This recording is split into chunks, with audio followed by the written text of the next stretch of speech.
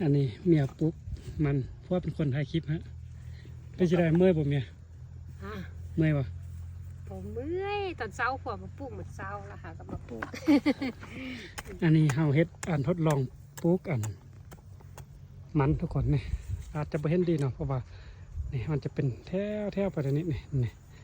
อันนี้เลยเนาะเฮาทดลองปลูกมันญี่ปุ่นเนาะเมียเนาะ แม่นแล้ว เห็นบ่ตอนนี้อันลงไปอันจักโลแล้วเฮาอันแนวพันธุ์มา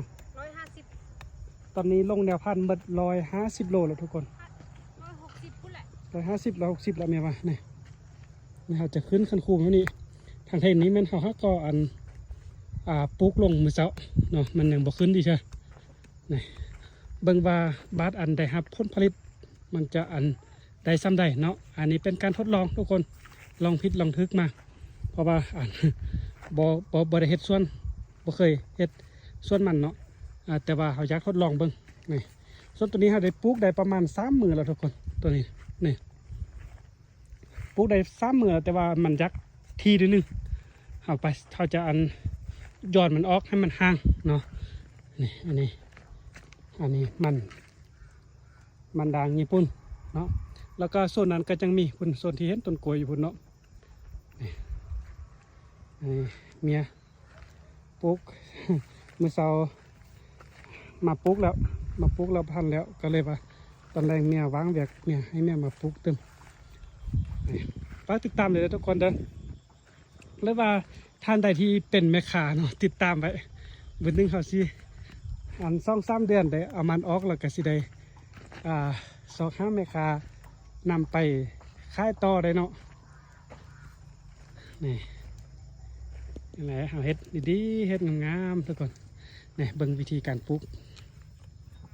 รู้ว่าคนอื่นปลูกอะไรนะ แต่ว่าเขาปลูกแบบนี้ อันแนวที่เราซื้อมาเป็นนี่เลยก็จะตัดแบบนี้ให้เลยเนาะ ก็ตัดมาให้พร้อมเลยบ่ ตัดพร้อมปลูกเลย สะดวกเนาะ สะดวกแล้วเราพอมันขึ้นแล้วเราก็สามารถตัดขายตัวได้ อ๋อแสดงว่ามันขึ้นแล้วเรายังสามารถตัดเอาแนวพันธุ์ไปขายต่อได้เนาะ ตัดแบบนี้ขายต่อได้เลย สามารถขายต่อขายแนวเนาะที่ประมาณเดือน1-2 เดือนก็ได้ขายแนวละที่ว่ามันป่งมานะ ถือว่าได้ขายทางหัวได้ขายทางแนวเนาะ แล้ว อ๋อ คุณหนูช่วยได้พี่น้องเด้อยำหาเงินเลี้ยงไอ้น้อย ยอดมันนี่ก็อันเอาแกงใส่ปลาดุกกับแซ่บเลยทุกคน เคยกิน แซ่บเห็นปะเคยกินแตะแกงละ โอ้ยจะพูดมันปลูกต้นกล้วยได้เฮ็ดนั่นอันปลูกมันได้แล้วอยู่ทางเทิงคุณจะเป็นอันจะเป็นตุ๊บทุกคนโอ้นี่ตุ๊บมันจะโหนแฟดหน่อยมันนอนอย่างตุ๊บเลยทุกคนนี่ข้างล่างจะเป็นภูเขาป่าครับว่าบรรยากาศผู้ได้ยักษ์มายามมาเด้อเนาะ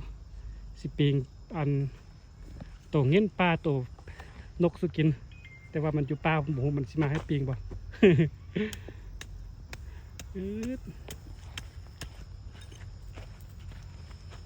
นี่อันนี้คือวิธีการปลูกของเมียเรียบร้อยทางบ้านคุณก่อนเนาะ ของพื้นนิดนึง ของพื้น ฟานอีก